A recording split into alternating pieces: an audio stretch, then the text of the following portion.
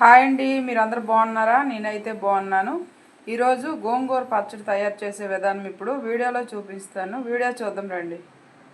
ఈరోజు గోంగూర పచ్చడి తయారు చేస్తాను. గోంగూర తీసుకున్నాం 10 కట్టలు. పచ్చడి చేసుకునే విధానం ఇప్పుడు వీడియోలో చూపిస్తాను.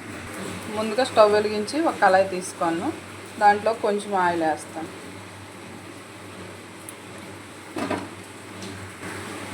ఆయిల్ బాగా వీటెక్కుతుండగా కొంచెం 1 స్పూన్ జీలకర్ర, 1 స్పూను మెంతులు, ఇంకా ఒక 4 స్పూన్లు ధనియాలు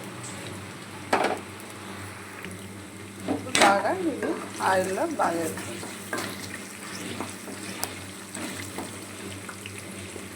ఇప్పుడు ఇందులోన ఒక 20 దగ్గర ఎండుమిర్చి తీసుకున్నాను.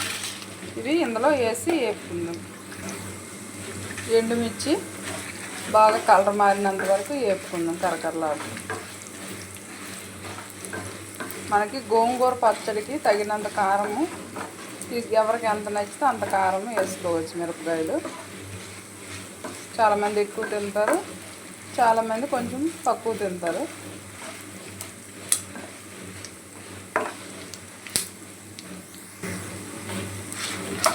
ఎండుమిర్చి బాగా వేగేవి. ఇప్పుడు ఇది ఒక మిక్సీ జార్లోకి తీసుకొని చల్లగా అయ్యాక మిక్సీ పట్టుకుందాం. మిక్సీ జార్లోకి ఎండుమిర్చిని తీసుకున్నాను. అందులో ఒక 3 స్పూన్లు గడ్డలు ఉప్పు వేస్తాను. ఒక 10 నుంచి 15 వెల్లుల్లి రెక్కలు వేస్తాను. ఇప్పుడు ఇవి మిక్సీ పట్టుకుందాం. మళ్ళీ అదే కళాయి తీసుకొని కొంచెం ఆయిల్ వేసుకుందాం. ఆయిల్ బాగా వేడయింది. ఇప్పుడు అందులోకి కొంచెం గోంగూర వేసుకొని అలాగే వేసుకుందాం. గోంగూరని బాగా కలుపుకొని మూత వేసుకుందాం. మనకి గోంగూర పచ్చడి 10 రోజులు అనేది నిల్వ ఉంటుంది. ఈ రకంగా చేసుకుంటే ఫ్రిడ్జ్లో పెట్టుకుంటే 4 రోజుల వరకు ఉంటుంది. ఇది నిల్వ పచ్చడి.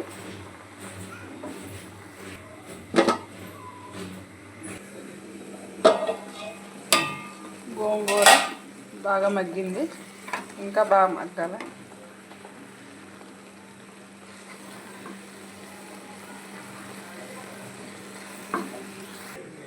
మనం మిక్సీ పట్టుకున్న కారం పొడి, ఇది కారం మిరపకాయలు అంతా.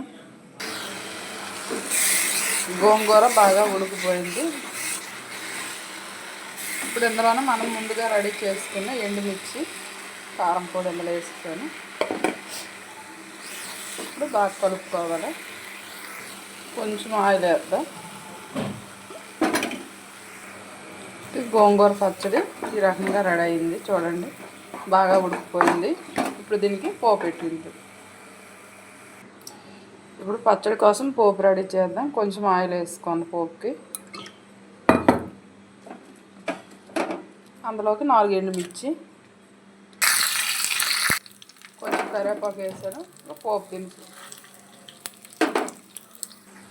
ఇప్పుడు పచ్చడిలోకి పోపు కలుపుకుందాం.